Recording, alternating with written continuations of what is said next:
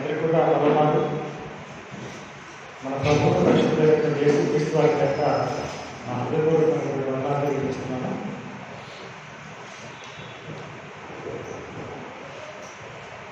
ఇప్పుడు మనము బైబిల్లో ఉన్నటువంటి ఒక మేజర్ థీమ్ గురించి నేను మీతో పంచుకోవాలని ఆశపడుతున్నాను.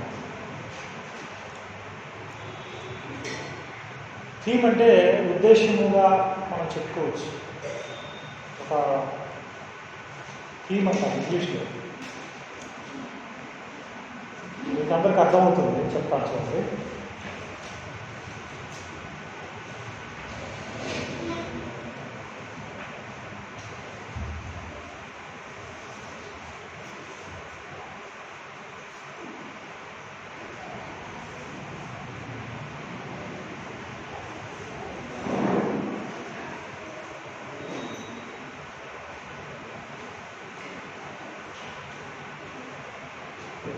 ఏంటండి ఎవరు?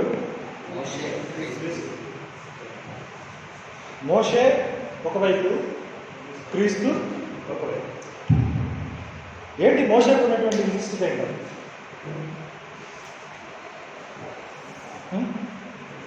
ధర్మశాస్త్రాన్ని తెచ్చినప్పుడు ఇశ్రాయేలు నాయకుడు. ఇంకా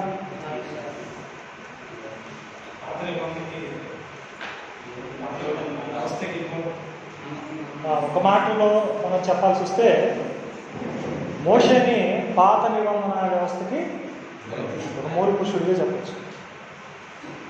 అంటే వ్యవస్థాగతమైన తర్వాత ఒక ఐకానిక్ పర్సన్. మనకి బైబిల్లో కొన్ని సంగతులు అర్థం కాదు, చదువుతాం కానీ అర్థం కాదు. ఎందుకు అర్థం కావంటే వాటిని థీమ్స్, ప్యాటర్న్స్ అనేటువంటి ఒక నమూనాలు, అంటే ఒక మాదిరి, ఒక దృక్పథం కలిగి ఉన్నాయి అనేటువంటి ఒక మూలమైనటువంటి ముఖ్యమైనటువంటి సంగతిని మనం గుర్తెరుగు కనుక ఆ సంగతి మనం తెలుసుకోవాలి. మీకు ఇది అర్థం కావాలంటే ఇంకో ప్రశ్న అడుగుతాను. యేసు ప్రభు వారికి ఆరోహణమై వెళ్ళాల్సినటువంటి అవసరం ఏమొచ్చింది? ఎందుకు వెళ్ళాలి ఆయన ఆరోహణం? ఏమండి, ఒక చోట చిన్న కన్ఫ్యూషన్ కూడా ఏర్పడుతుంది. యోహాను సువార్తలోనే మనం చూస్తాం. క్రీస్తు ఎల్లప్పుడూ ఉందని ధర్మశాస్త్రం చెప్పుచున్నది కదా, ఈయనేంటి పైకి ఎత్తబడాలనేటువంటి విషయం మాట్లాడుతున్నాడు అని ఒక సందిగ్ధపూర్వకమైనటువంటి సన్నివేశాన్ని మనం చూస్తాం. గుర్తుందా మనకి? ఏంటి క్రీస్తు మరి ఈయనేంటి పైకి ఎత్తబడటం గురించి మాట్లాడతాడు, తర్వాత ఆరోహణం అయిపోవడం జరుగుతుంది. ఎందుకు ఆరోహణం అవ్వాల్సిన అవసరం వచ్చింది క్రీస్తు? ఏమన్నా సమాధానం ఉందా? మనం ఎప్పుడు ఆలోచించాల. కాకపోతే మనం ఏం మాట్లాడుకున్నాం అంటే ఎట్లా వెళ్ళాడో అలా వస్తాడు అనేటువంటి వచనాన్ని బాగా తీసుకుని గుర్తుతాం. ఎక్కడ ఉంటుంది? అపొస్తలుల కార్యము 1వ అధ్యాయము 9-11 వచనాన్ని మనం చూసినప్పుడు ఏ రీతిగా అయినా ఆరోహణమైన ఆ రీతిగానైనా వస్తాడు. సో దానికి మాత్రమే మనం నమూనాగా వాడుకున్నాం. కానీ అసలు క్రీస్తు ప్రభువుకి ఎందుకు ఇక్కడి నుంచి అక్కడికి వెళ్ళాల్సినటువంటి అవసరం ఏర్పడింది అనేది మనం ఆలోచించలేదు. ఇలాంటి జటిలమైనటువంటివి మనము ఈ ప్యాటర్న్స్, థీమ్స్ అనేటువంటి మాటల్లో చూసుకున్నప్పుడు మనకు అర్థమవుతుంది. అది ఒక్కసారిగా ఇప్పుడు అర్థమైపోతుందని నేను చెప్పట్లేదు, కానీ మీరు కొన్ని పరంపరగా కొన్ని విషయాలు కనుక నా ద్వారా వింటూ ఉంటే ఆ అభిప్రాయం అనేటువంటిది మీకు బలోపేతమవుతుంది. సో ఏదైనప్పటికీ కూడా ఇక్కడ మనం ఏం చూస్తున్నాము అంటే మోషే, క్రీస్తు మనం చూసుకున్నాం. పాత నిబంధన రైటింగ్స్ మొత్తానికి కూడా, అంటే ఓల్డ్ కవెనెంట్ పాత నిబంధన ఏదైతే ఉందో ఆ నిబంధనకి మూల పురుషుడిగా, ముఖ్యుడిగా మనం ఇక్కడ చూస్తున్నాం. అదేవిధంగా ఇక్కడ క్రీస్తు కనుక మనం చూస్తే ఈ కొత్త నిబంధన లోకానికి ఆయన మూల పురుషుడిగా, మూలమైనటువంటి వ్యక్తిగా. మోషే ధర్మశాస్త్రాన్ని ఇస్తే క్రీస్తు క్రొత్త నిబంధన ఇచ్చాడు కదా. ఇది మనకు తెలిసినటువంటి విషయం. అయితే మోషే గురించి మాట్లాడుకున్నప్పుడు ఇంకా చాలా ప్రాముఖ్యమైనటువంటి సంగతి ఉంటుంది. ఏంటి, ధర్మశాస్త్రం ఇచ్చాడు, ఇదంతా చెప్పబోయే ముందు ఇంకా చాలా ముఖ్యమైనటువంటి విషయం ఏంటది చెప్పండి.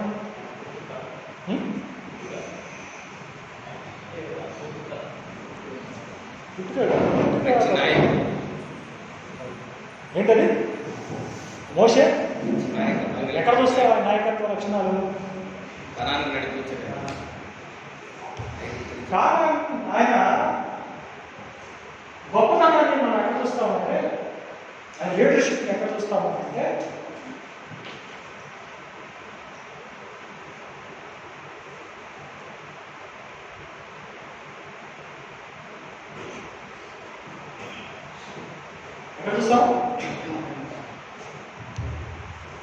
ఎక్కడ చూస్తాము? ఇది వచ్చిన దౌర్భాగ్యం ఏంటంటే, నిర్గమము అన్నాం అనుకోండి ఎవరికి అర్థం కాదు, ఎక్సోడస్ అన్నాం అనుకోండి అసలు అర్థం కాదు. నిర్గమాకాండం అంటే తెలుసు. ఎందుకు నిర్గమాకాండం అంటే ఏంటి? నిర్గమం అంటే ఏంటి?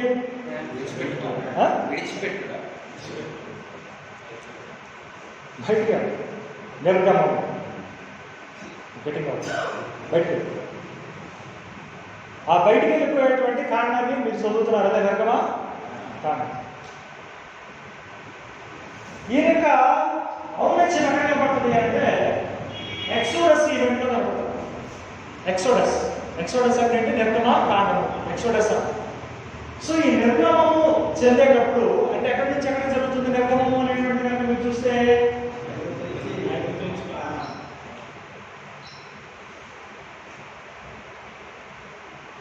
ఐగుప్తు నుండి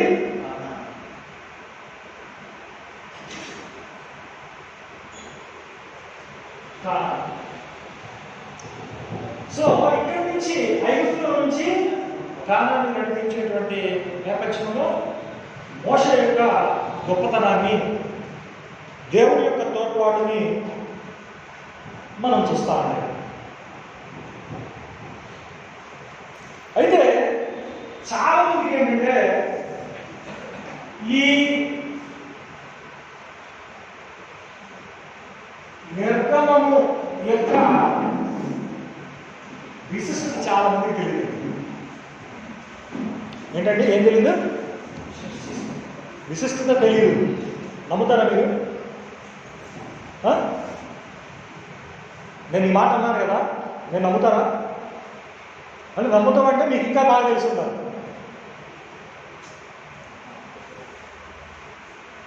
నేను బైబిల్ పరిశీలన చేస్తున్నప్పుడు బైబిల్లో ఈ ఎక్సోడస్ మోటివ్ అంటే ఈ నిర్గమ కాండము, నిర్గమ ఘటన ఏదైతే ఉందో దాన్ని ఆధారంగా తీసుకొని కొత్త నిబంధన ప్రస్థానం జరుగుద్ది అనడం అతిశయోక్తి లేదు. ఏంటండి క్రొత్త నిబంధన ప్రస్థానం అంటే ఇక్కడ మీరు ఏం చూస్తున్నారు? మోషేని ఒక లీడర్గా, ఓల్డ్ టెస్టిమెంట్ వ్యవస్థకు ఒక లీడర్గా చూస్తున్నారు. మోషే యొక్క గొప్పతనం ఎక్కడ చూస్తున్నాం మనము? ఎక్సోడస్ ఈవెంట్లో మనం చూస్తున్నాం. ఎక్సోడస్ ఎక్కడి నుంచి జరిగిందండి? ఐగుప్తులో నుండి కానానుకు జరిగింది. మరి ఇప్పుడు క్రీస్తు యొక్క గొప్పతనం ఏంటి? ఆయన యొక్క గొప్పతనాన్ని మనం ఎక్కడ చూడవచ్చు? ఎక్కడ చూడవచ్చు ఆయన యొక్క గొప్పతనాన్ని? ఆయనదేమో నిర్గమకాండంలో చూస్తా, ఈ దేవస్థానంలో చూస్తా. ఇప్పుడు ద్వితీయోపదేశకాండము 18వ అధ్యాయము 16-18 వచనాలు చూడండి సార్. చాలా ఇంపార్టెంట్ థీమ్ ఇది. ఇది యాక్చువల్ నిద్రపోయేటప్పుడు చెప్పకూడదు, వేరుగా ఉన్నప్పుడు చెప్పాలి. కానీ మరి అడిగారు కాబట్టి ఏదో విషయం చెప్పాలి కాబట్టి మీకు గొప్పదో తప్పదు. 18వ అధ్యాయం 16వ వచనం.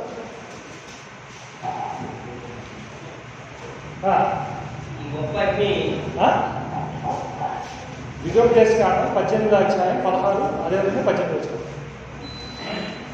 ద్వితీయోపదేశకాండం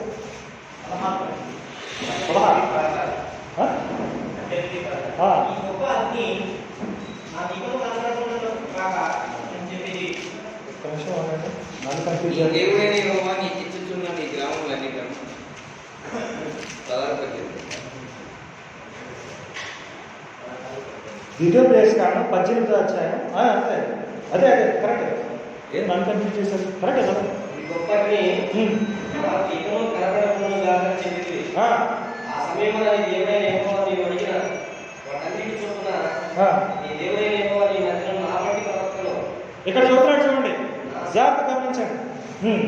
నీ సహోదరులు నీ కొరకు పుట్టించి నీ దేవుడైన యెహోవా నీ మధ్యను నా వంటి ప్రవక్తను నీ సహోదరుల్లో నీ కొరకు పుట్టించును, ఆయన మాట నీకు వినబలండి. దాన్ని ఫర్దర్ ఎగ్జాంప్లిఫై చేస్తాడు కొద్దిగా ముందుకెళ్ళిన తర్వాత. అంటే 18వ వచనం చూడండి, పూర్తిగా ఇప్పుడు అర్థమవుతుంది. వారి సహోదరులో నుండి వారి సహోదరుల నుండి ఈ వంటి ప్రవక్తను నీ వంటి ప్రవక్తను వారి కొరకు పుట్టించి వారి కొరకు పుట్టించదను, అతని నోట అతని నోట నా మాటలను చదువును. నా మాటలు నుంచుదును, నేను అతనికి ఆజ్ఞాపించినది యావత్తు అతడు వారితో చెప్పు. ఈ వచనాన్ని అపొస్తలుల కార్యం 3వ అధ్యాయం 22వ వచనంలో పేతురు కోట్ చేస్తాడు. ఎక్కడండి? అపొస్తలుల కార్యం 3వ అధ్యాయము 22వ వచనంలో పేతురు ఈ విషయాన్ని కోట్ చేస్తూ నీ సహోదరులు ఆయనతో కంపేర్ చేశారు కదా, నీ వంటి ఒక ప్రవర్తన అంటున్నాడు కదా అక్కడ దేవుడు. ఆ మాటని ఎవరికి అప్లై చేశారు తెలుసా? యేసు ప్రభు వారికి అప్లై చేశారు, అంటే క్రీస్తుకి అప్లై చేశారు. ఇప్పుడు క్రీస్తు ఎవరు అని అంటే ఓల్డ్ టెస్టిమెంట్ లో మోషే లైక్ ప్రొఫెట్. ఏంటండి? మోషే లాంటి ప్రొఫెట్. సో మోషే లాంటి వ్యక్తి అంటే మోషే లాంటి వ్యక్తి అనేటువంటి సంగతి మీకు ఎప్పుడు బోధపడుతుంది, ఎట్లా బోధపడుతుంది చెప్పండి. ఒక వ్యక్తి వచ్చాడండి ఇక్కడికి, ఈ వ్యక్తి నాలా ఉంటాడని మీరు ఎట్లా చెప్తారు చెప్పండి? అంటే ఆయనకి నల్లని చుట్టూ ఉంది, ఆయన కొద్దిగా లైట్గా నాకులాగా కలర్లో ఉంటే మీరు అనేస్తారు పొందసలా ఉందని. దేని బట్టి అంటారు? నోట్ రావాలా, నోటికి రావాలా, అసలు రావాలా. ఇప్పుడు ఈ వ్యక్తి నాలాంటి వ్యక్తి అని ఎట్లా చెప్తారు? ఇంకొక కొడుకున్నటువంటి వాడు వస్తే ఏం చెప్తారు మీరు? అది అని అంటారు. అంతేగాని అట్టగా చుట్టుండి ఇట్టగా టీషర్ట్ వేసుకుని ఇట్టగా ప్యాంట్ వేసుకుని వస్తే మీరు అంటారా? ఎప్పుడు అంటారు? Then you exhibit exact characteristics. అంటే నువ్వు ఎప్పుడైతే అట్లా వ్యక్తి యొక్క లక్షణాలను ప్రతిబింబిస్తావో అప్పుడు ఆ వ్యక్తితో సరిపోల్చుకునేటువంటి ప్రయత్నం చేస్తాం. మనం పిల్లలు చూస్తాము, పిల్లలు చూసినప్పుడు అరే వీడు అచ్చం వీళ్ళ తాతయ్య బుద్ధు చూడు, తాత బుద్ధాడు, వీడు చూడు అచ్చం వాళ్ళ నానే, వీడు చూడు అచ్చం వీళ్ళ అమ్మమ్మలాగా మాట్లాడుతుంది చూడు అమ్మాయి అంటారు. అంటే ఎట్లా చెప్తారు ఆ మాటలు? They exhibit certain characteristics. అంటే వాళ్ళు నిర్దిష్టమైనటువంటి వారి యొక్క గుణలక్షణాలను ప్రతిబింబించినప్పుడు వాళ్ళు వ్యక్తిలోకి రాబడతారు. అవునా కదా? ఇప్పుడు చెప్పండి, ప్రభువు మోషే వంటి ప్రవక్తగా ఎట్లా ప్రదర్శించబడతాడు? మోషేలాగా పని చేసినది. మోషే చేసినటువంటి పనుల్ని జ్ఞప్తికి తెచ్చే విధంగా ఆయన వ్యవహరిస్తున్నప్పుడు ఏం తెలుసుకుంటారు? మోషే లాంటి వాడు అని తెలుసుకుంటారు. అదవుతుందా? సో అందుకని మనం చాలా వరకు కూడా ఏంటంటే ఆ థీమ్స్ అండ్ ప్యాటర్న్స్ అంటే ఏంటి, మోషే ఎలా ప్రవర్తించాడు, ఎందుకు ప్రవర్తించాడు, అలాగా క్రీస్తు ప్రవర్తిస్తున్నాడా లేదా, క్రీస్తు వ్యవహారం వెనుక ఉన్నటువంటి ఉద్దేశం ఏంటి, దీన్ని థీమ్స్ అండ్ ప్యాటర్న్స్ స్టడీ అంటారు. అదవుతుందా? ఇప్పుడు కొన్నిసార్లు కొన్ని ఇతివృత్తాలు మనకు అర్థం కాదు. అంటే ఉదాహరణకి మనం కనుక 21-22 అధ్యాయాలు దగ్గర అనుకుంటాం మత్తయి సువార్త మనం చూసేటప్పుడు ప్రభు వారు గాడిదలను ఎక్కి యెరూషలేములోకి వెళ్ళాడు. ఎట్లా వెళ్ళాడు? గాడిదలను ఎక్కి. ఎందుకని? అసలు ప్రభువు కనుక అదే చదువులు పెడుతున్నారంటే మీరు గుర్రం పంపించేవాళ్ళు కదా, పంపిణీ కొంతమంది అయితే ఏనుగులు కూడా పంపించేవాళ్ళు, ఊరేగించుకుంటూ లోపల తీసుకొచ్చేవాడు. మరి ఆయనకి గాడి తీసుకొచ్చాడు. గాడి అంటే మీ ఉద్దేశం ఏంటి? బరువులు మోసేది. గాడిద అంటే అడ్డగాడిదని తెలుసు మనకి. ఇంకేం తెలుసు? పనికి మారిందని తెలుసు. అంతేగా మనకు గాడిద అంటే తెలుసు. సాత్వికమైన గాడిద సాత్వికం దీనితో చూడలేదు. సాత్వికమైన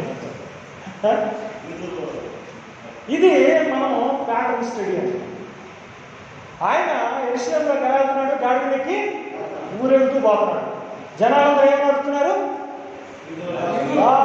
రాజా హోసన్నా జయం జయం జయం అని అరుస్తున్నారు. ఇది గాడిని ఎక్కి వెళ్తున్నాడు. నాకు చెప్పుకోవడానికి నాకే అవమానం.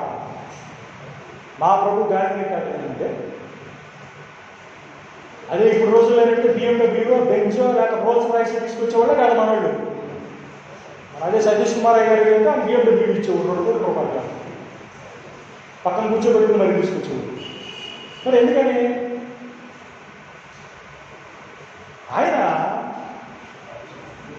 ఆయన ఏం చేస్తున్నాడు అంటే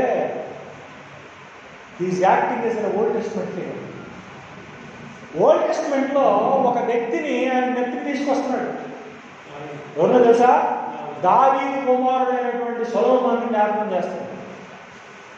మీరు రాజుల కనుక మీరు చూస్తే దావీదు చివరి అవసాన దశలో, మొదటి రాజుల గ్రంథంలో దావీదు అవసాన దశలో ఉన్నప్పుడు జరుగుతున్నటువంటి పరిణామాల గురించి మరి భార్య ప్రవక్త అతనికి హెచ్చరించినప్పుడు ఉన్న బలాన్ని ఏం చేశారంటే సొలొమోనుని రాజుగా చేసిన తర్వాత సొలొమోను పట్టాభిషేకం అవడమే తడవు ఏం చేశాడు తెలుసా? గాడి మీద ఎక్కించి ఊరు మొత్తం చాటింగ్ చేశారు. ఎందుకు దావీదు గాడి మీద ఎక్కించాడు? దావీదు సమక్షం గుర్రాలు లేదా? గుర్రాలు ఏమైనా కదువుగా ఉండేవాడికి ఎందుకని? ఇది మనం తెలుసుకోవాలి. రాజు ఎప్పుడైనా సరే యుద్ధానికి వెళ్ళేటప్పుడు గుర్రం మీద వెళ్తాడు. ఏంటండి?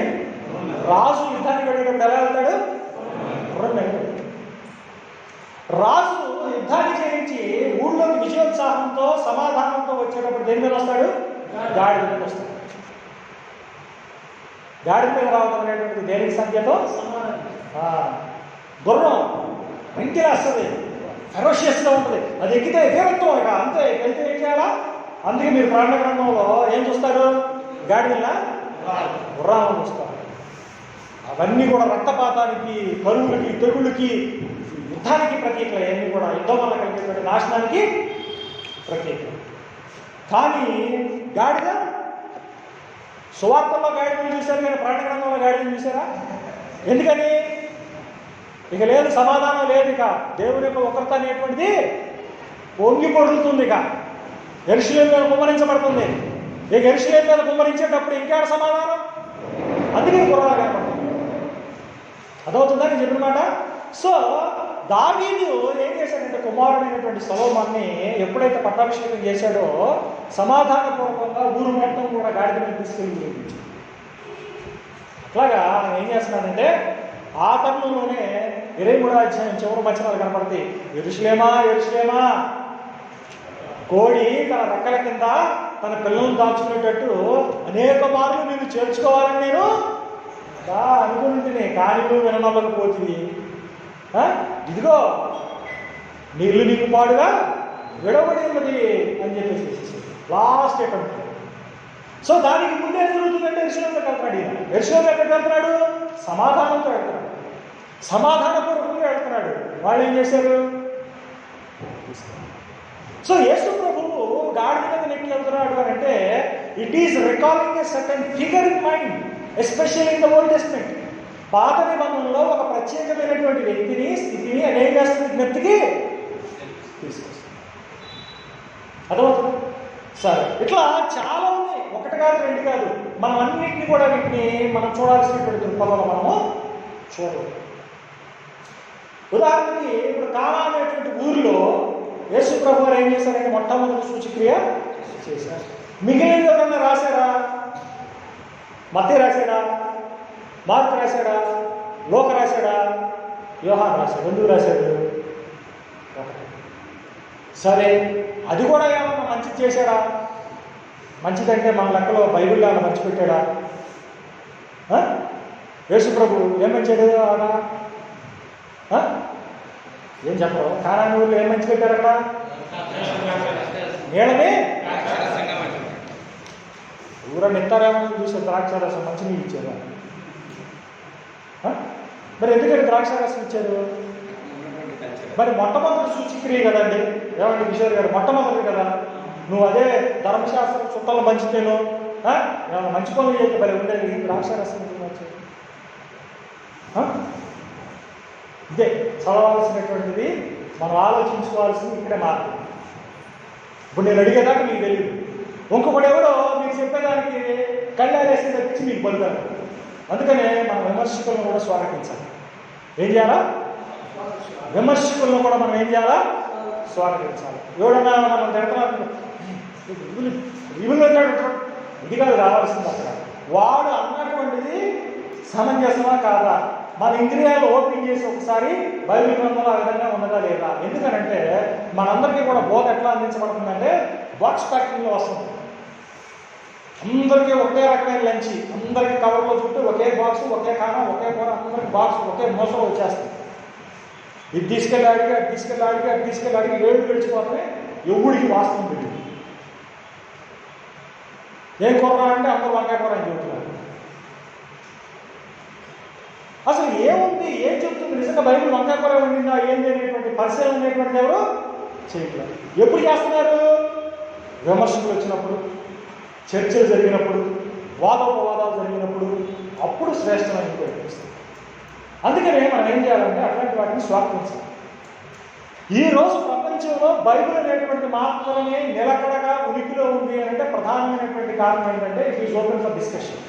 That is the good news of the Bible. వేదాలు ఏమన్నా చర్చలో ఉండే ఇప్పుడు జొరాస్ట్రియన్ పుస్తకాలు ఏమన్నా జొరాస్ట్రియన్ బుక్ పేరు ఉంది, పేరు గుర్తురాదు. అదేమన్నా చర్చలో ఉందా? బౌద్ధం ఏమైనా చర్చలో ఉందా? ఏ చర్చలో ఉంది? ఇప్పుడు ప్రపంచవ్యాప్తంగా ఎక్కడ చూసుకున్న డిబేట్లు కానీ లేకపోతే ఒక అభిప్రాయాలు మార్పు కానీ దేనికి సంబంధంగా జరుగుతున్నాయి అంటే బైబిల్ సంబంధం జరుగుతుంది. ఎందుకని బైబిల్ సంబంధంగానే జరుగుతుంది అంటే Bible is at the public domain. ప్రజలందరికీ అందుబాటులో ఉంది. చదువుకున్నవాడు, చదువుకోనవాడు, అటు స్త్రీ కాదు, ఇటు పురుషుడు కాదు, ఎవడు వీడికి అతీతం అని కాకుండా ప్రతి వాళ్ళు కూడా ఏం చేస్తారంటే ఓపెన్ యాక్సెసిబిలిటీ ఉండడం ద్వారా ప్రతి వాడు భిన్నమైనటువంటి కోణాల్లో దాన్ని పరిశీలించడానికి అవకాశం ఉండటం ద్వారా యాక్సెసిబిలిటీ ఉండటం ద్వారా ఏమవుతుందంటే ఇట్లా వర్ధులు నిలకడగా ఎప్పుడైనా చూడండి. బైబిల్ ఎప్పుడు చర్చలు జరిగినా, బైబిల్ ఎప్పుడు విమర్శించబడ్డా ప్యూర్ ఫామ్ అనేటువంటి బయటకు వస్తుంది. ఏమొస్తుంది బయటికి? ప్యూర్ ఫామ్ అనేది వస్తుంది. ఇప్పుడు మనం ఎంతసేపు పొద్దున్న పరిశీలించుకున్నాం, ఇంత చర్చించుకొని మొత్తం చేసుకున్న తర్వాత ఏమొచ్చింది? సాంప్రదాయాలకి వీటికి భిన్నంగా ఆలోచించాల్సినటువంటి ఒక సరళత ఉంది అని కనీసం చూపించగలిగారు కదా. అదవుతుందని నేను చెప్పిన. అందుకని ఏంటంటే ఈ ఎగ్జామినేషన్కి ఓపెన్ సోర్స్గా ఉంది కాబట్టి బైబిల్ ఇప్పుడు మనకి ఇట్లా అనిపిస్తుంది. క్రిస్టియానిటీలో మలినాలు తక్కువ. క్రిస్టియానిటీలో ఏం తక్కువ? మలినాలు తక్కువ. అంటే ఆ మలినాలు మనుషులు చేర్చిన మనుషులు ఏం చేస్తారు? కరెక్ట్ చేస్తారు కదా. కరెక్ట్ చేసిన క్రిస్టియానిటీకి ఉన్నటువంటి ఎసెన్స్ ఏంటి? ప్రపంచంలో ఉన్నటువంటి అన్నింటిలో కనుక పేరు సరిపోల్చుకుంటే ద బెస్ట్ బెస్ట్ వేదాలు బ్రాహ్మణుడు తప్పించి చదవకూడదు. వింటే చెవులో శేషం పోస్తాడు. ఆడు చదువుతున్నది నువ్వు ఉచ్చరిస్తే నాలుగు వస్తాడు. దాని జోలికి కూడా వెళ్తాడు. దాని వాస్తవ రూపం ఎప్పుడు తెలిసింది అంటే ఏంటి? నువ్వు ఎప్పుడైతే యాక్సెసిబిలిటీని కట్ చేస్తావో ఆ యాక్సెసిబిలిటీని కట్ చేయడం ఏమవుతుంది?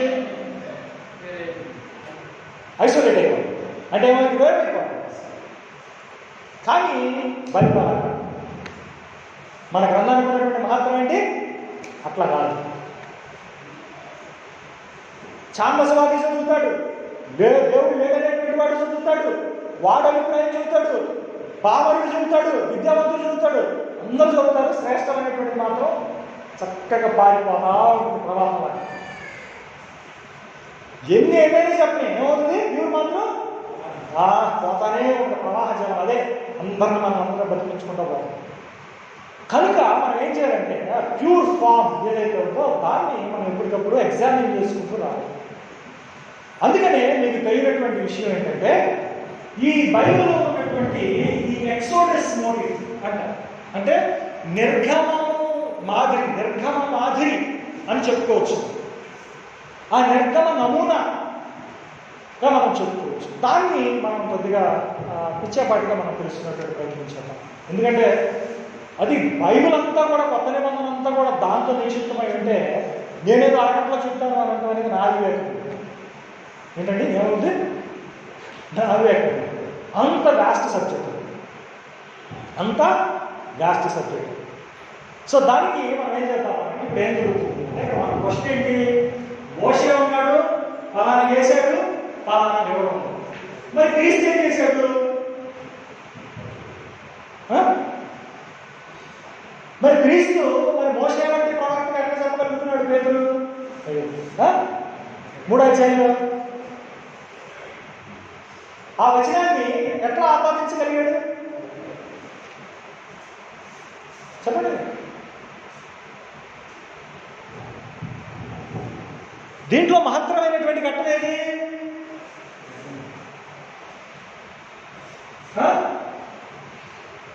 మోషే జీవితంలో మోషే గురించి చదువుకునే దాంట్లో ఏంటి మహాప్రస్థానం ఏంటి? మరి క్రీస్తు విషయం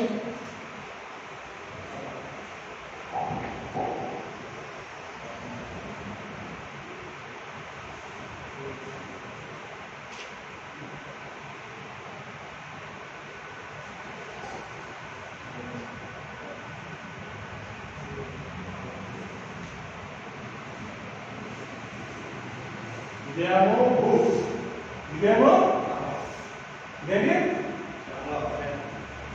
ఆనంద పర్లకు ఉన్నారు, సంతోషం అండి. చక్ర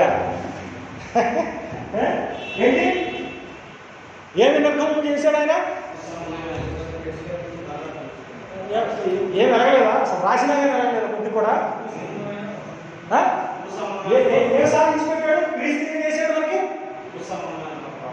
భూ సంబంధమైనటువంటి యెరూషలేము నుండి ఎక్కడికి నిర్గమము?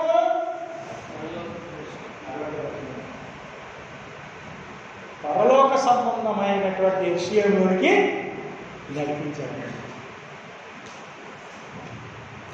నిజమే కదా, నడిపిలా?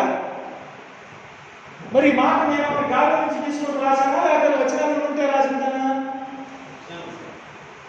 లేకపోతే నేను పుట్టించాను నేను యూదుల కాకుండా కథలా అంత ఉందంటావు మనకి సీను, ఏమండి? సో ఇక్కడ ఏం చేశాడు? ఐగుప్తు నుండి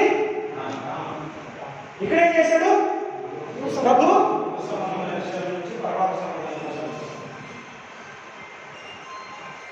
దీన్ని ఎక్సోడస్ మోటివ్ ఏమంటారండి? నిర్గమాకాండ మాదిరి, నిర్గమ మాదిరి. ఓకేనా? అర్థమవుతుందా నేను చెప్పిన మాట? అర్థమవుతుందా? మరి అలాంటప్పుడు నిర్గమ మాదిరిని గుర్తు చేసే విషయం ఒకటి చెప్పండి.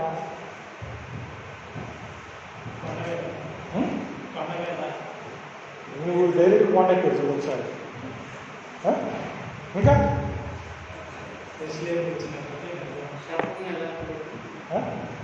ఎందుకు అంత వచ్చి పెట్టడానికి? అసలు బిగినింగ్లోనే ఉంది. ఎక్కడుంది?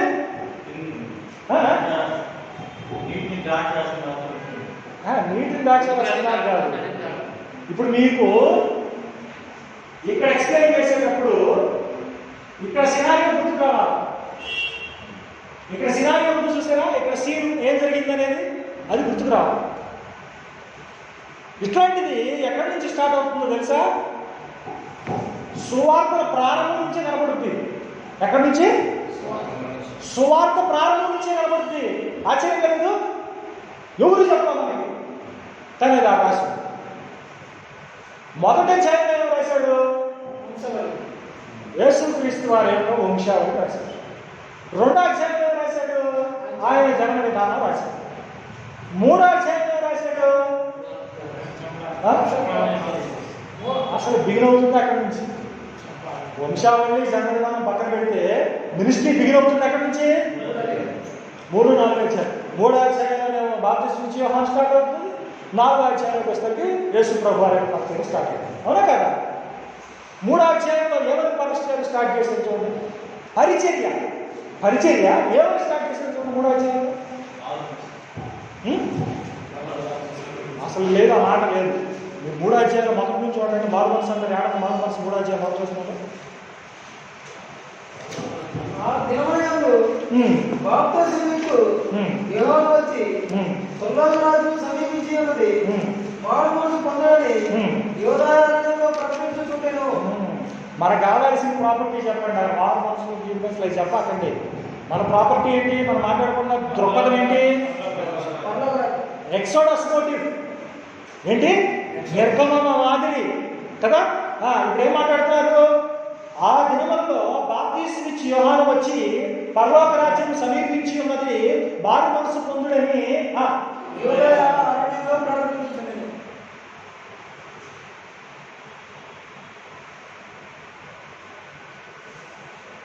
ఎక్కడ ఇంగ్లీష్లో ఏమంటారు?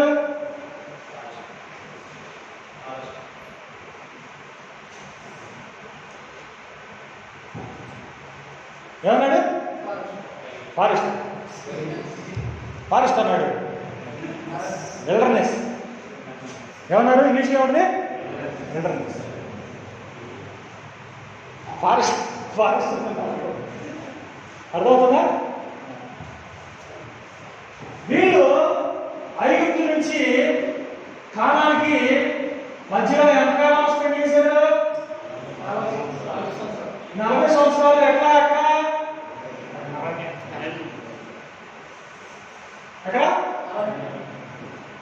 సో జర్నీ ఎక్కడ స్టార్ట్ అయింది? ఐగుప్తులో సముద్రం దాటి దగ్గర నుంచి. అది కూడా వేరేంటి. ఇప్పుడు కొత్త మాత్రం పరిచయం స్టార్ట్ అవుతుంది ఎక్కడి నుంచి? కరెక్టేనా? నేనేమన్నా తప్పు చెప్పారా? సరే, ఇంకొక మాట కొద్దిగా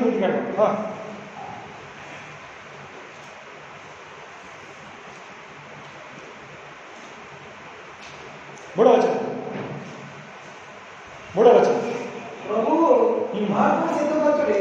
ప్రభు మార్గం సిద్ధపరచుడి, ఆయన త్రోవలు సరళము చేయుడి, అరణ్యములో కేక వేయి ఒకరి శబ్దము అని ప్రవక్త అయిన యెషయా ద్వారా చెప్పబడిన వాడితడే అన్నాడు.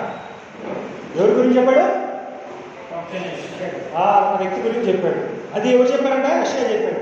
ఎక్కడ చెప్పాడు అంటే 40 అధ్యాయంలో. ఎక్కడ కనపడుతుందండి? 40 అధ్యాయంలో. విచిత్రం ఏంటో తెలుసా?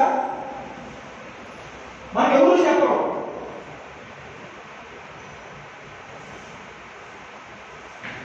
యెషయా గ్రంథం 40 నుండి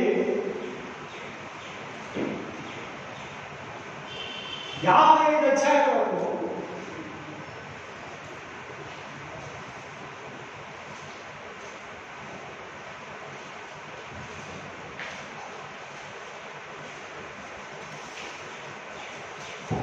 ఎక్సోడస్ మోటివ్ కనపడుతుంది యెషయాలో. ఏంటండి? యెషయాలో 40 నుంచి 55 అధ్యాయాల్లో ప్రతి అధ్యాయంలో కూడా మా అయితే 1 2 వదిలిపెట్టి ఏం కనపడుతుంది? ఈ అరణ్య మార్గంలో ఇశ్రాయేలు ప్రయాణం చేసినటువంటి దాన్ని జ్ఞప్తికి తెచ్చేటువంటి ప్రవచనాలలో పుష్కలంగా ఉంటాయి. ఈ 40 నుంచి 55 అధ్యాయాలు చదువుతుంటే మీకు ఆటోమేటిక్గా ఏ గుర్తు తీసుకొస్తుందో తెలుసా? ఇశ్రాయేలీయులు అరణ్యంలో 40 సంవత్సరాలు తిరిగారు, చూశారు అటు ఇటు. అప్పుడు జరిగినటువంటి ఘటనలో, అప్పుడు జరిగినటువంటి భాష, అప్పుడు ఉన్నటువంటి పరిస్థితులు జ్ఞప్తికి తెచ్చేటువంటి విధంగా ఇక్కడ వివరణ. ఎన్ని అధ్యాయాలు?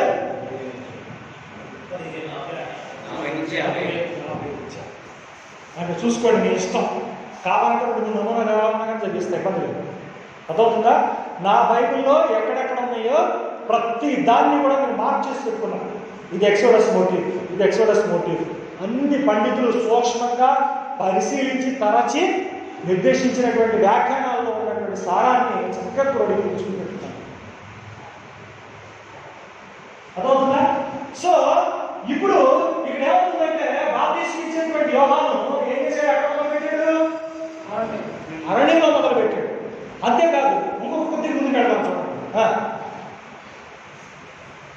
4వ వచనం. ఈ యోహాను ఈ యోహాను ఒంటె రోమాలు వస్త్రములను ఆ, వర చుట్టూ తోడ తట్టియు ధరించుకున్నవాడు ధరించుకున్నవాడు విడుదలను ఆ. అడిగి తేలియు ఆ. అతనికి ఆహారము అది ఏ నీటి మనకు ఎందుకండి? అది ఏమన్నా మటన్ దమ్మ, చికెన్ ఫ్రై పీస్ బిర్యానీ ఏంటది? ఏమండి ఏంటది? మీరందరూ మంచివారు కాబట్టి సరిపోయింది, మాంసాహారులు కాబట్టి. అదే బ్రాహ్మణులు కనుక ఒక కూర్చొని అనేవాడు. ఆ మెడతలు తింటే బయట భోజనాలు తిన్నప్పుడు రాజేమనేవాడు కదా, అవునే కదా? మరి ఎందుకు రాశారంటావు?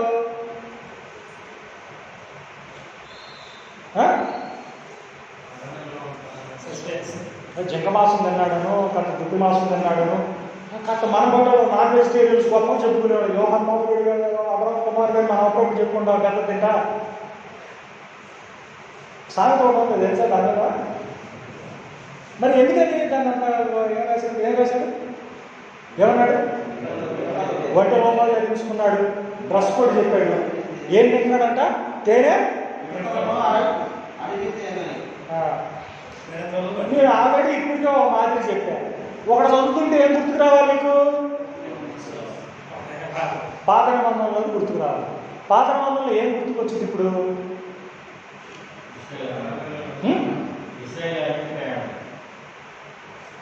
మిడతలు ఎందుకు తింటారు? ఇజ్రాయేల్ అభిప్రాయంలో మిడతలు తిన్నారు, మన్నా తిన్నారు కావాలంటే, పూరేడు పక్షులు తిన్నారు కావాలంటే. కానీ అక్కడ ఏ గుర్తులు తీసుకొస్తున్నాడు? ఒక ప్రవక్తను గుర్తుకు తీసుకొస్తున్నాడు. ఎవరు? రాజుల గ్రంథంలో ఉంటాడు.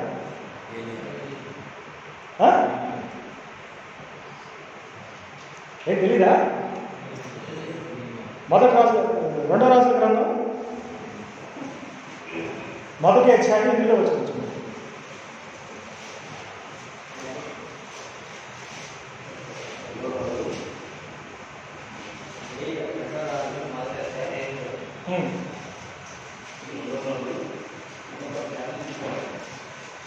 రెండో రాజుల గ్రంథము 1వ అధ్యాయం 8వ వచనం.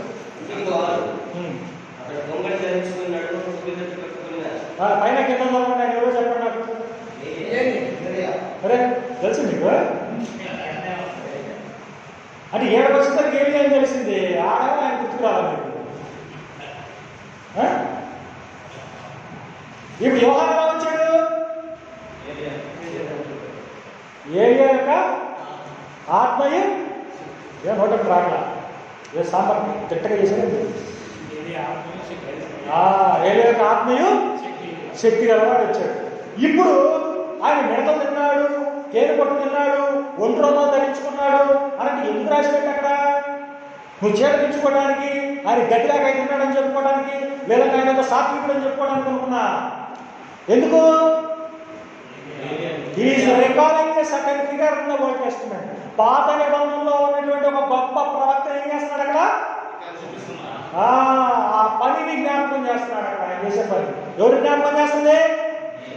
ఏలియా యొక్క పనిని జ్ఞాపకం చేస్తుంది. ఆల్రెడీ మలాఖీలో కానీ ప్రవచనం ఏముంది? ఒకగానొక టైం యెహోవా నియమించినటువంటి భయంకరమైనటువంటి మహాదినం రాకమునుపు ఎవరు పంపిస్తాడు? ఏలియాను పంపిస్తాను అన్నమాట. అంటే ఏం జరుగుతుంది అని అంటే, ఈ తీర్పు తీర్చబడాలి, ఆ యెహోవా నియమించినటువంటి భయంకరమైనటువంటి మహాదినం రావాలి అంటే ఏం రావాలా? ముందు ఇది జరగాలి. అదవుతుందా చెప్పినటువంటి మాట? వాళ్ళు రావాలి. వచ్చి ఏం చేయాలా? అక్కడ ఏ విధంగా చేశాడో అట్లాంటి సర్కమ్స్టాన్సెస్ని ఇక్కడ రిపీట్ చేస్తున్నటువంటి ఘటన. సరే, నేను పూర్వకాలంలో పెద్దది కెలికికుండా వెళ్ళిపోతాను. సో ఏ గుర్తు తీసుకొస్తున్నాడు అంటే ఒక ప్రవక్తని, ఆ ప్రవక్త పరిస్థితుల్ని గుర్తు తీసుకొస్తున్నాడు. ఓకే, చాలా అనుకోండి సార్. ఆ తర్వాత ఏమన్నాడు గుర్తు గుర్తుగా? ఆ సమయమున యెరూషలేము వారును యూదాయ వారందరూ యోర్దాను నది ప్రాంతముల వారందరూ అతని ఎదురు వచ్చి తమ పాపమును ఒప్పుకొనుచు యోర్దాను నదిలో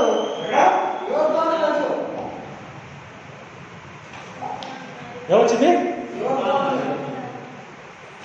యోర్దాన్ అనేది ఎలా వచ్చింది తప్ప కానానికి యువతలు. అంటే ఎప్పుడు వచ్చింది? కానానికి ఏమొచ్చింది? నది. ఎక్కడ వచ్చింది? ఇక్కడ జలసం. ఏడేమొచ్చింది? యోర్దాన్.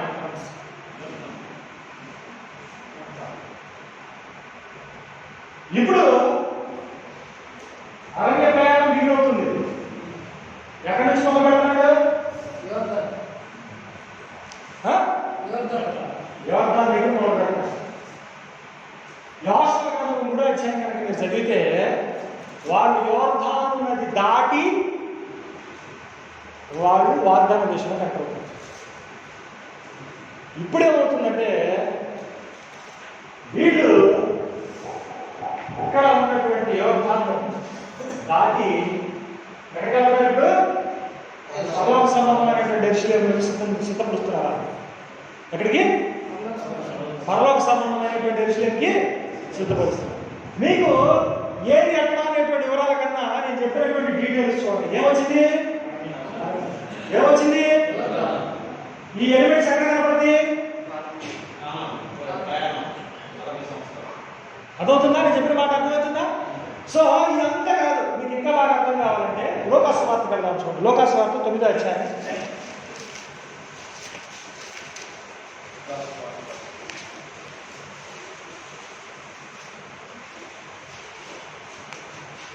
తొమ్మిదో అధ్యాయం 28వ వచనం నుంచి కొన్ని వచనాలు చూడండి.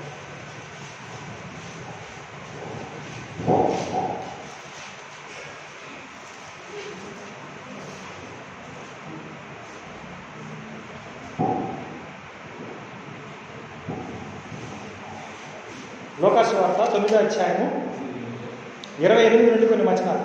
ఈ మాటలు చెప్పినది మొదలుకొని ఈ మాటలు చెప్పినది మొదలుకొని రమారమి 8 దినములైన తర్వాత ఆయన పేతురును, యోహానును, యాకోబును వెంటబెట్టుకొని ప్రార్థన చేయుటకు ఒక కొండ ఎక్కెను. ఆయన ప్రార్థించుచుండగా ఆయన ముఖరూపం మారెను.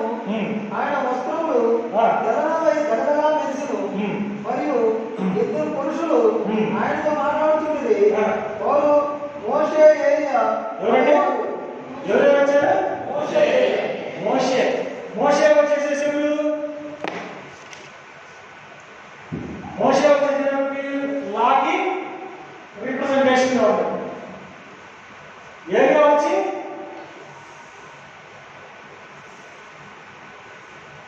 ప్రవక్తలకి రిప్రజెంటేషన్ లాగా ఉంటాడు. వీళ్ళిద్దరూ ఎవరి దగ్గరికి వచ్చారు? యేసుక్రీస్తు వారి దగ్గరికి వచ్చారు. వచ్చి ఏం మాట్లాడుకుంటున్నారో చూడండి. ఇప్పుడు సీక్రెట్ మాట్లాడుకుంటున్నారు. ఏంటో చూద్దాం.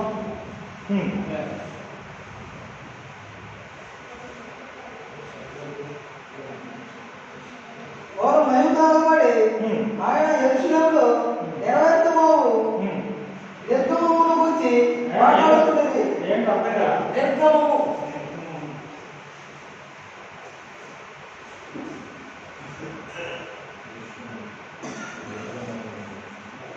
దేని గురించి మాట్లాడుకుంటున్నారు?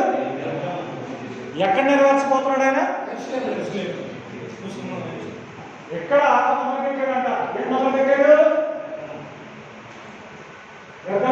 ఎగ్జిట్ బయట కట్ట మొదలు పెట్టాడు. మరి బయట రాకపోతాడు.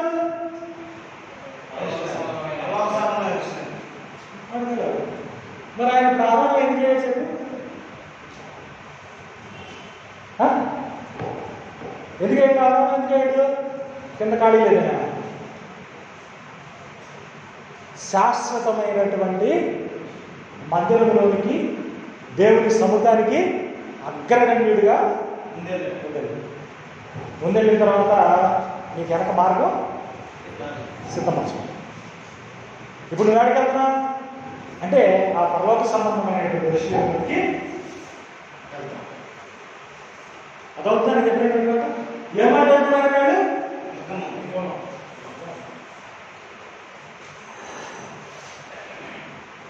మళ్ళీ దానికి కూడా అక్కడ కూడా సింబాలిజం ఉంది. ఏంటో తెలుసా?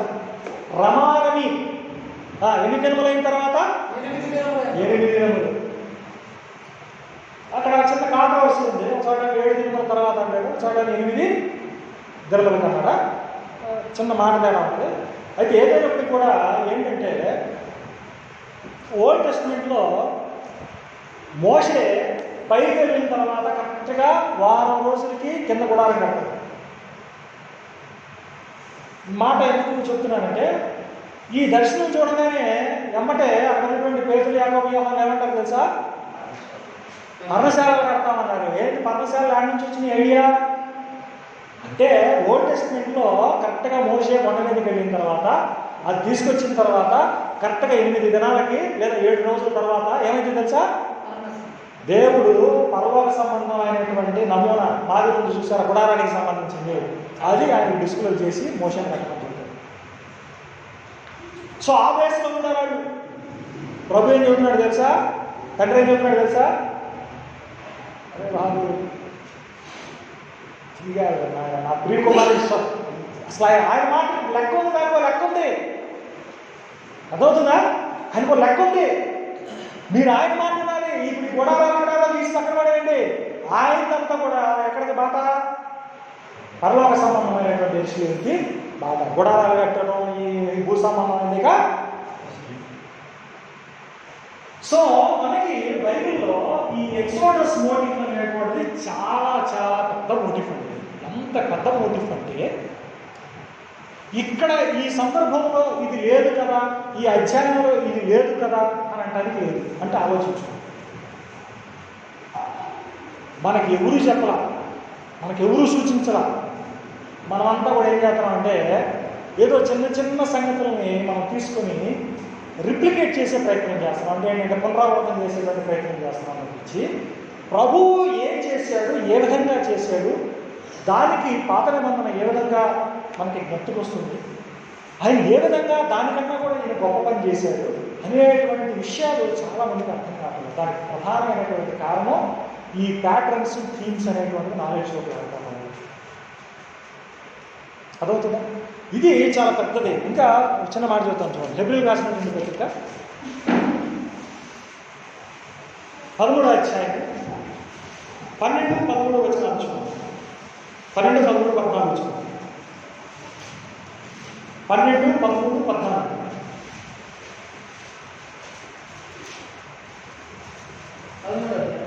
పదమూడవ అధ్యాయము 12, 13, 14. కావున యేసు కూడా తన స్వరక్తము చేత ప్రజలను పరిశుద్ధపరచుటకై గవిని వెలుగుట. ఎక్కడండి? గవిని వెలుగుట శ్రమ పొందెను. కాబట్టి మనం ఆయన నిందను భరించుతూ శిబిరం వైపులకి ఆయన యొద్దకు వెళుదాము. నిలబడమైన పట్టణము మనకి ఇక్కడ లేదు, కానీ ఉండబోతున్న దానికోసము ఎదురు చూస్తున్నాము. అర్థమైందా? ఏమంటాడు? యేసు మనల్ని పాప విముక్తులు చేయడానికి ఎక్కడికి వెళ్ళాడా?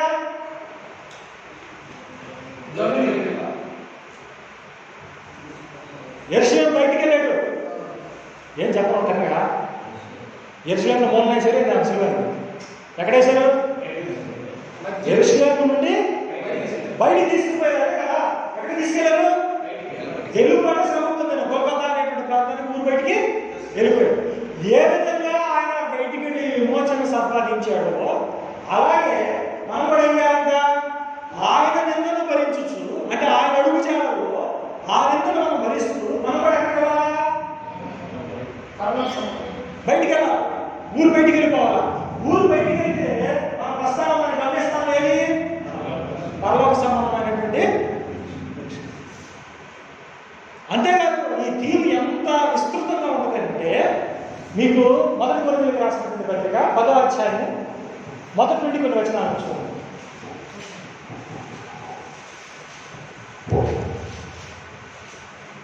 సహోదరులారా, ఈ సంగతి మీకు తెలియకుండా నాకు ఇష్టం లేదు. అదేదనగా మన పితరులు మేఘం క్రింద ఉండేది. మన పితరులు మేఘం కింద ఉండేది.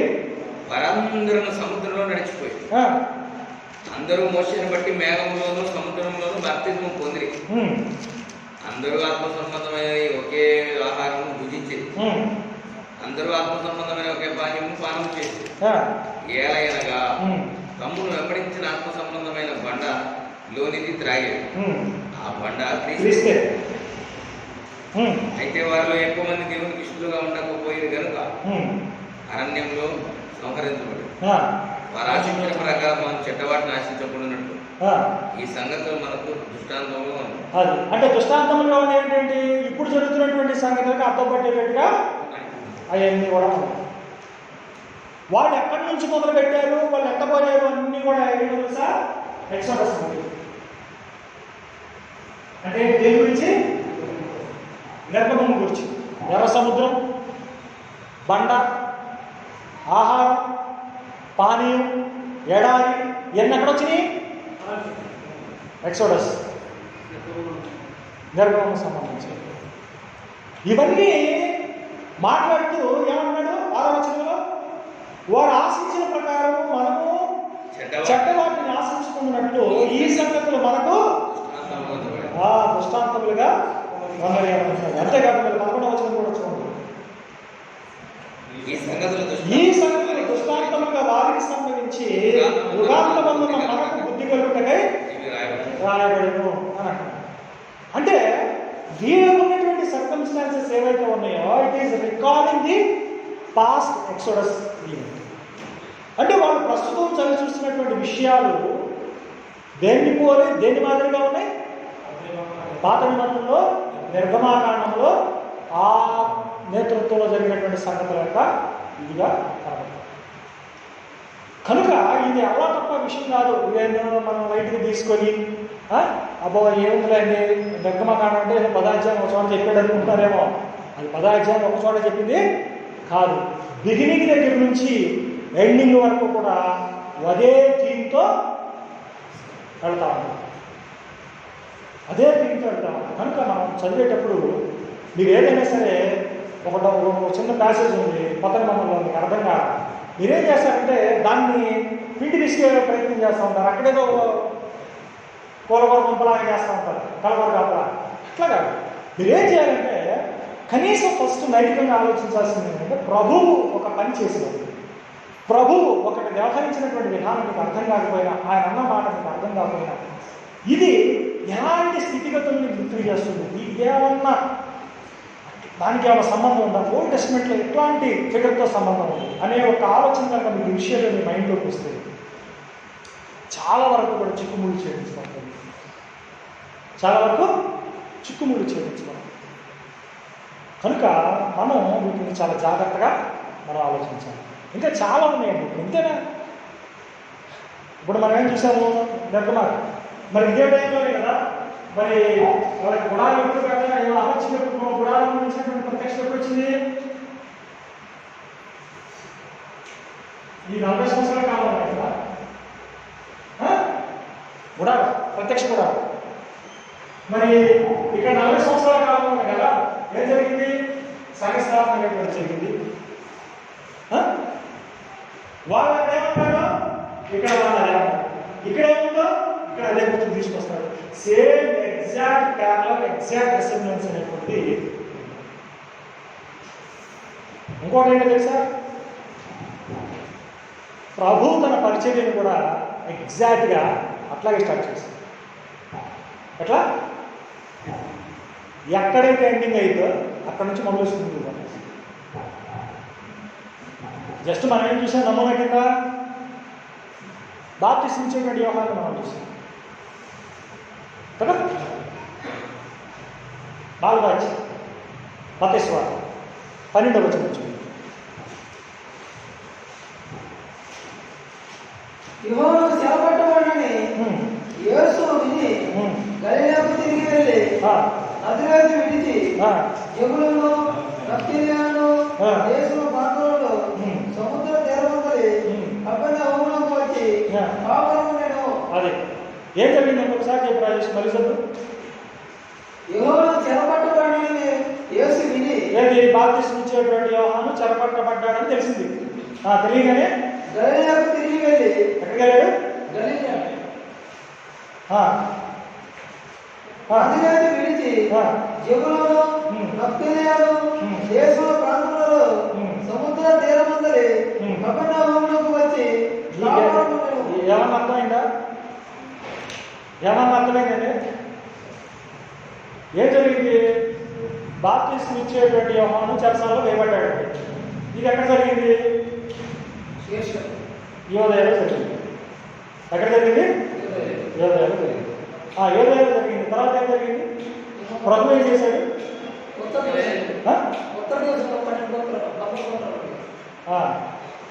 ఆడేమైంది?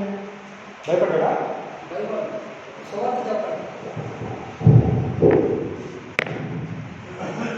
మ్యాప్ ఉండదు చిన్న చూడండి.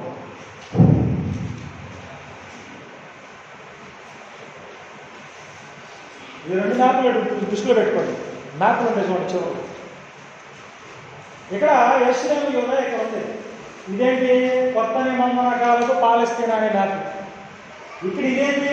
ఇజ్రాయెల్ గోత్రంలో తెలుగు పాలస్తీనా పటం. ఇదేం గోత్రాలకు సంబంధించింది, అంటే గోత్రాల గుర్తింపు ఉంటుంది. ఇక్కడికి వచ్చేసరికి ప్రాంతాల గుర్తింపు ఉంటుంది. రెండు ఒకే మ్యాప్. ఇక్కడ ప్రాంతాలు ఉంటాయి, ఇక్కడేమిటి?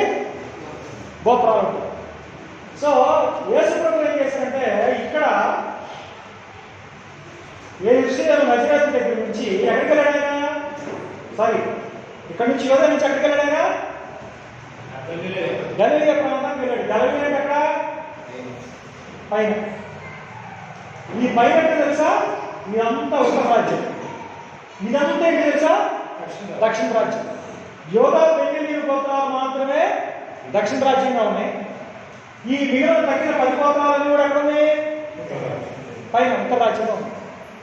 ఎప్పుడైతే యోహాను పట్టబడ్డాడని తెలిసిందో యేసు ప్రభు ఏం చేశాడు తెలుసా? ఇక్కడ నుంచి ఎక్కడికి వెళ్ళాడు? గలిలయ వచ్చాడు. ఎందుకు వచ్చాడు గలిలయ? మనం గుచ్చ వీడియో తప్పించి చాలా మందికి తెలియదు ఎందుకు వెళ్ళాడు. కొంతమంది ఏమనుకుంటారంటే ఆయన భయపడి పరిస్థితులు బాగాలేదు కదా అక్కడ యూదయలో. ఇప్పుడు బాప్తిస్మం ఇచ్చేటువంటి యోహాన్ని ఏం చేశారు? చెరసాలలో వేశారు. అంటే ఏంటి? పరిస్థితులు ఎలా ఉంటాయి? ఆందోళనకరంగా ఉంటాయి. అందుకని కొద్దిగా సమాధానం కోసం ఏం చేశారు? ఆయన ఆటలుగా ఆడికి వెళ్ళాడు. అట్లా వెళ్ళా ఆయన ఏం చేశారు తెలుసా? ఎక్కడైతే ఫస్ట్ డ్యామేజ్ జరిగిందో ఆ ఫస్ట్ డ్యామేజ్ జరిగినటువంటి ప్రాంతం దగ్గర నుంచి వచ్చింది. తర్వాత చదవండి, ప్రవచనం చదవండి, మీకు అర్థమవుతుంది.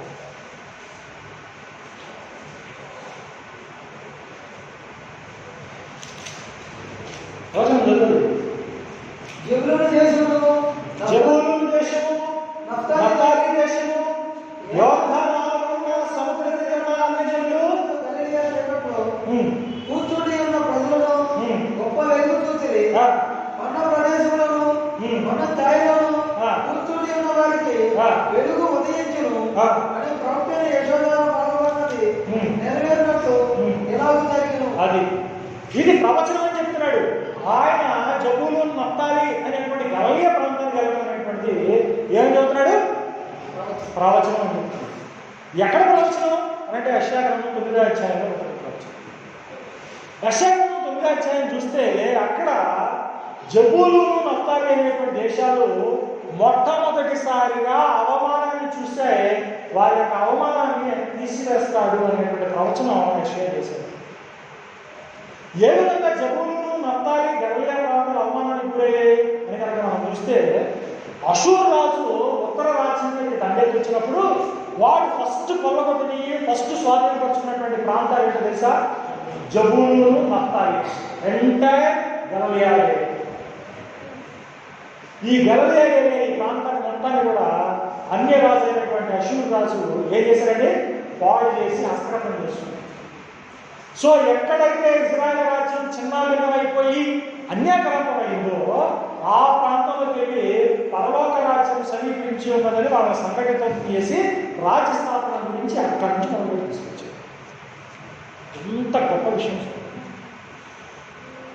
ప్రభు యొక్క గొప్పతనం మనకు ఎందుకు అర్థం కాదు, మనం ఎందుకు స్పందించలేకపోతున్నాము, మనలో ఆ స్పార్క్ ఎందుకు రావడం లేదు అని అంటే మనం రాయబడినటువంటి కోణంలో నిర్దేశించబడినటువంటి విధానంలో మనం అవగతం చేసుకోవడం లేదు కాబట్టి మనం తెలియదు. ఇది ఉమ్మాటి విషయం. ఎప్పుడైతే రాయబడినటువంటి కోణంలో మనం సందర్భాన్ని గ్రహించే ప్రయత్నం చేస్తామో అప్పుడు క్రీస్తు ప్రభు యొక్క ఔన్నత్యము, దేవుని యొక్క సంకల్పము, దాని యొక్క నెరవేర్పు అనేటువంటిది చాలా ప్రస్ఫుటంగా మనకు కనిపిస్తుంది. సో ఎక్కడ డ్యామేజ్ అయిందో, ఎక్కడ రాజ్యం విచ్ఛిన్నమైందో, చిన్నభిన్నమైపోయిందో అక్కడ వెళ్ళి సంఘటితం చేసి రాజ్యాన్ని అక్కడ ఆఫర్ చేసి అక్కడి నుంచి కలుపుకొని తీసుకొస్తాం. అది ప్రభు చేస్తుంది. ఇవన్నీ ఎక్కడ చూసాం మనం? పరిచర్య ప్రారంభం తొలి మెట్టులోనే, తొలి అడుగులోనే మనం చూసాం. అది బాప్తిస్మ యోహాను దగ్గరైనా, అది యేసు ప్రభు వారి తొలి ఘట్టం. కనుక మనం చాలా జాగ్రత్తగా బైబిల్ని మనం ఆలోచించాలి. సో బైబిల్ని ఆలోచిస్తే మనకి ప్రధానంగా మీరు అందరూ దృష్టి పెట్టాల్సింది ఏంటంటే, ప్రభు ఏమైనా ఒక యాక్షన్ చేశాడు, ఒక క్రియ చేశాడు అన్నప్పుడు ఆ క్రియ దేనికి ప్రతిబింబిస్తూ ఉంది, ఆ విధంగా ఆయన వ్యవహరించడానికి కలిగినటువంటి కారణాలు ఏంటి, నేపథ్యం ఏంటి అని కనుక మీరు శోధిస్తే సువార్తల్లో అద్భుతమైనటువంటి వెలుగులు మీరు చూస్తారు. సో అలా చూసేటువంటి వాటిలో ప్రధానంగా కనపడేది ఏంటి అంటే మనకి ఎక్సోడస్ మోటివ్ అనేటువంటి కనపడుతుంది. ఈ ఎక్సోడస్ మోటివ్ అనేది 40 నుంచి 45 అధ్యాయంలో, ఇంకా యెషయా గ్రంథంలోనే కాదండి, ఇర్మియాలో కనపడుద్ది, హెస్కేల్లో కనపడుద్ది, జకర్యా గ్రంథంలో కనపడుద్ది,